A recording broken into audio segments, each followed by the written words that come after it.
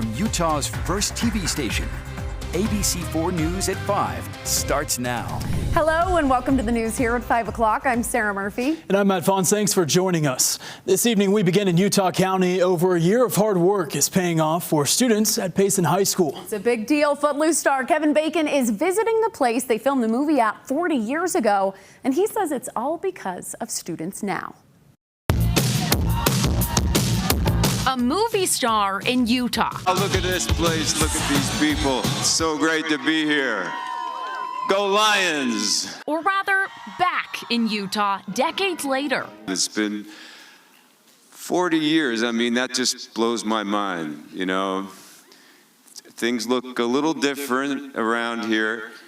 I'd say the thing that looks the most different is me. And it's taken a while to get his attention. Students at Payson High School say they've been trying for a year to get Bacon to visit their school. This whole year we've been doing the whole Bacon to Payson thing, and this is kind of our big climax event. We've been trying to get Kevin Bacon back to Payson for the 40th anniversary, and it worked. 40 years of Footloose. Part of the film was shot at Payson High in 1984.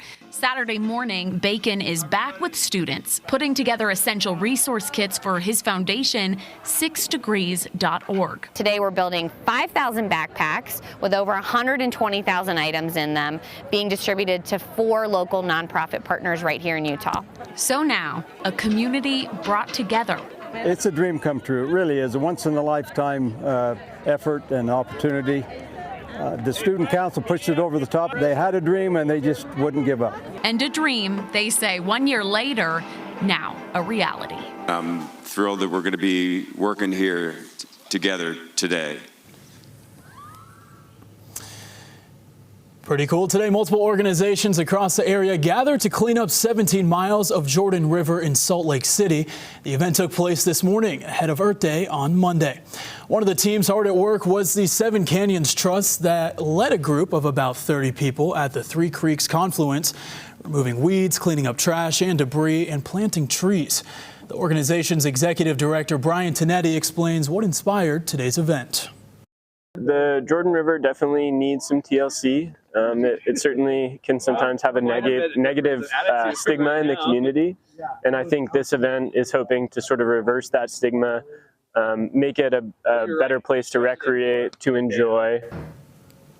Antonetti says over the past decade, the Jordan River has seen an uptick in use and stewardship. That's why putting on an event like this is so important to protect our surrounding waterways. And to learn more about how you can get involved with the nonprofit and the different events they host throughout the year, visit sevencanyonstrust.org. All right, here's another story we're following for you here on ABC4 News. It was a running start for the Salt Lake City Marathon today. The start line for all events, the full marathon, half marathon, and bike tour. You see it there. It started right next to the University of Utah Medical Center track station. About 8,000 athletes from all over the country. They traveled to the Crossroads of the West for the 21st annual marathon. I would just say it's a super fun way to go through Salt Lake, see what the people in Salt Lake are like, and the awesome place. It's a great event. You know, I'm good energy. Yeah, I'm excited to accomplish something. You know, there's power in accomplishing something. Goal. Bison mentality, Mamba mentality. You know? Okay, good energy. You heard it from them. So proceeds of today's event go to Huntsman Heroes. That's to help cancer research. The Salt Lake City Marathon is a qualifier to the Boston Marathon. We're learning new details about a police pursuit that took place across multiple counties today. DPS says the incident began in Iron County, then led officers from multiple different agencies along Highway 89 in Kane County. During the pursuit, 2 sets of tire spikes at different locations were successfully deployed on the suspect's vehicle, which eventually led to the suspect crashing into an unoccupied deputy's patrol car. Reports show the driver of the suspect vehicle succumbed to injuries sustained during that crash. This evening, the investigation is ongoing. In an ABC4 News update for you, we're learning more about the 13-year-old girl missing out of Midvale. Now, this here is video her family shared with us from Mount Jordan Middle School. Her parents dropped Aaliyah Rose Cabrera Utai off at school around 9 o'clock Friday morning. This video, it shows her leaving and crossing the street about an hour later, around 10 o'clock. She was last seen around 1 Friday afternoon. Now, her family says they're hoping for the best. First and foremost, the only priority we really care about is that she's safe, and that she's okay, and that she knows that's like she's welcome to come home. All right, so this here is a picture of her. This was the outfit she was wearing before she went missing. If you have any information, call Unified Police. In St. George, 2 children are still in the hospital after being struck by a car while riding a scooter. We've learned that these 2 kids were life-flighted to Salt Lake City. Court documents say 18-year-old Christina Johnson is being charged with negligently operating a vehicle resulting in serious bodily harm and 2 counts for fleeing the scene. Police say Johnson was under the influence. The conditions of the kids are unknown at this time. All right, let's go ahead and take a live look outside. This is Utah State looking over Cache Valley.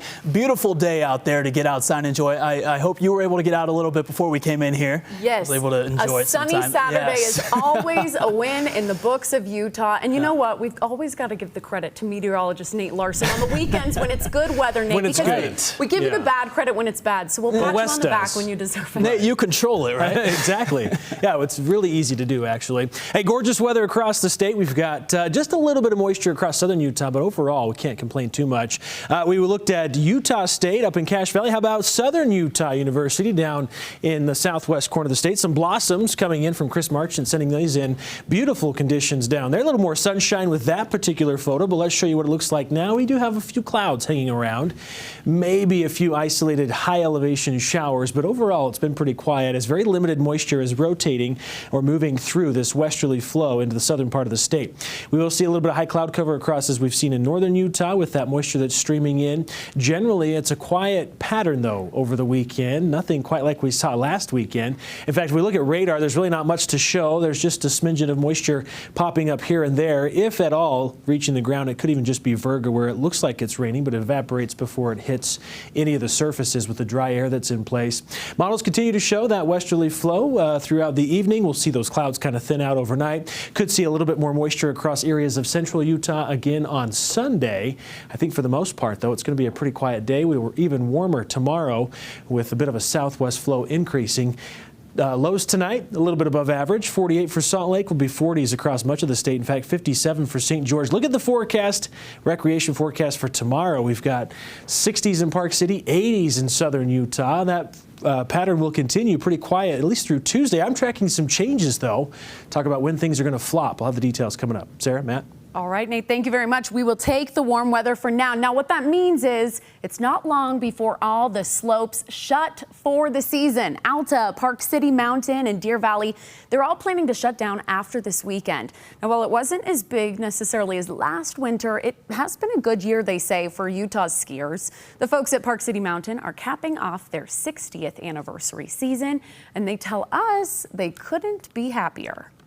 Our originally planned closing date was April 14th, but around mid-March we realized that thanks to greater than normal snowfall, we would be able to extend it. We extended 8 days, kind of as a thank you to locals and a celebration to send off our 60th anniversary season. All right, now obviously the season isn't all the way over yet. As long as there's snow, Utahns are sure to try to get more skiing in. Several of our resorts are hopeful to stay open into mid-May. All right, coming up here on ABC4 News at 5, a weekend at Congress. The House of Reps passing all kinds of bills. Yeah, some of the bills include foreign aid and even a popular social media app. The details after the break. And don't forget, ABC4 is there for you. Getting your news has never been easier. Just download the ABC4 News app by scanning the QR code there on your screen. ABC4 is good for Utah. Stay with us.